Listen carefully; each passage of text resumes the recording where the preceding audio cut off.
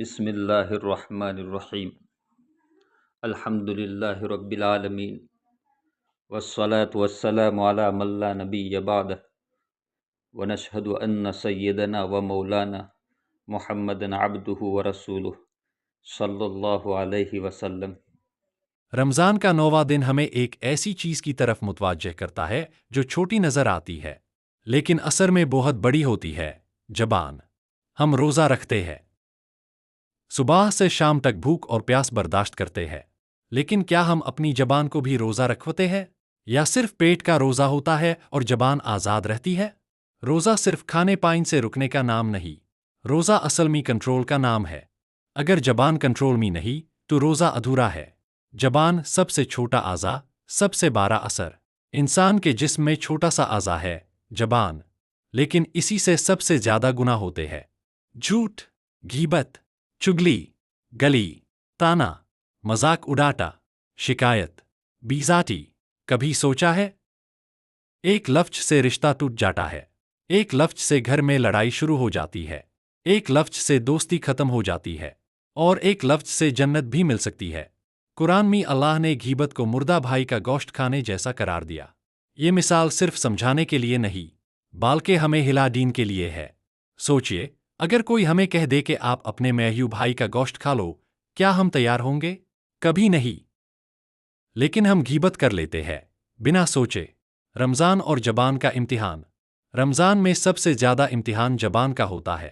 بھوک لگی ہوتی ہے، موڈ خراب ہوتا ہے، کوئی کچھ کہہ دے تو فوراً جواب دین کا دل کرتا ہے، لیکن روزہ سکھاتا ہے اگر کوئی لڑائی کرے تو کہہ دو میں روزے دار ہوں۔ اس کا مطلب یہ نہیں کہ صرف لفظ بول دے، اس کا مطلب یہ ہے کہ اپنے نفس کو کنٹرول کریں۔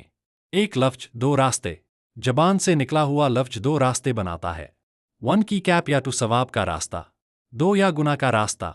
اگر زبان سے سبحان اللہ نکلا، نور ملتا ہے۔ اگر الحمدللہ نکلا، برکت ملتی ہے۔ اگر استغفر اللہ نکلا، گناہ معاف ہوتے ہیں۔ لیکن اگر جھوٹ نکلا، غیبت نکلی، گلی نکلی تو روزہ کمزور ہو جاتا ہے۔ سوشل میڈیا کا فتنہ۔ آج کل زبان صرف منہ تک محدود نہیں، کی بورڈ بھی زبان ہے، کامنٹ سیکشن بھی زبان ہے، سٹیٹس اور سٹوری بھی زبان ہے۔ ہم لکھ دیتے ہیں جو منہ سے نہیں کہہ سکتے، ہم کرٹیسائز کر دیتے ہیں جو سامنے نہیں کر سکتے، لیکن اللہ ہر لفظ دیکھ رہا ہے، چاہے بولا ہوا ہو یا لکھا ہوا۔ زبان کے 5 برائے گناہ: جھوٹ چھوٹا یا بارہ، جھوٹ جھوٹ ہوتا ہے۔ غیبت کسی کی پیٹھ پیچھے برائی، چگلی ایک کی بات دوسرے تک پہنچنا، گلی اور بیزاتی کسی کو نیچا دکھانا، بی وجہ مذاق کسی کا دل توڑ دینا۔ روزہ ان سب چیزوں سے بچنے کا نام ہے۔ زبان کو پاک کیسے کریں؟ اگر آپ سچ میں چینج چاہتے ہیں تو یہ سٹیپس فالو کریں۔ بولنے سے پہلے 3 سیکنڈ رکنا، سوچنا کیا یہ اللہ کو پسند ہوگا؟ روز 100 مرتبہ استغفر اللہ، زیادہ سے زیادہ ذکر، بی وجہ باتیں کم کرنا۔ کبھی کبھی چھپ رہنا سب سے بڑی عبادت ہوتی ہے۔ دل اور زبان کا کنیکشن، جو دل میں ہوتا ہے وہی زبان پر آتا ہے۔ اگر دل صاف ہے تو زبان بھی صاف ہوگی۔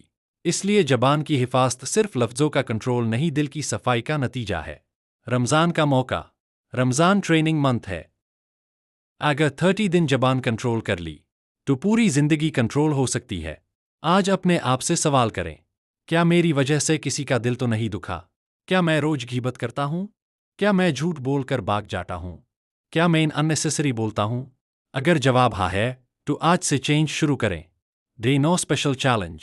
آج کسی کی غیبت نہیں کرنی، کسی کو ہرٹ نہیں کرنا، غصے میں چھپ رہنا، 200 مرتبہ استغفر اللہ، 100 مرتبہ سبحان اللہ بحمدہ۔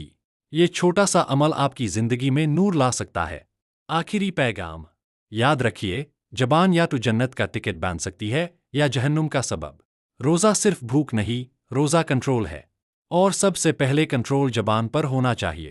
دعا کریں، یا اللہ میری زبان کو پاک بنا، مجھے جھوٹ، غیبت اور برا بولنے سے بچا، میری زبان کو صرف تیرے ذکر کے لیے استعمال کر، مجھے ایسا بنا کہ لوگ میری بات سے سکون محسوس کریں۔ امین۔ رمضان ڈے 9 کا پیغام یہ ہے، اگر زبان کنٹرول میں آ گئی تو زندگی کنٹرول میں آ جائے گی۔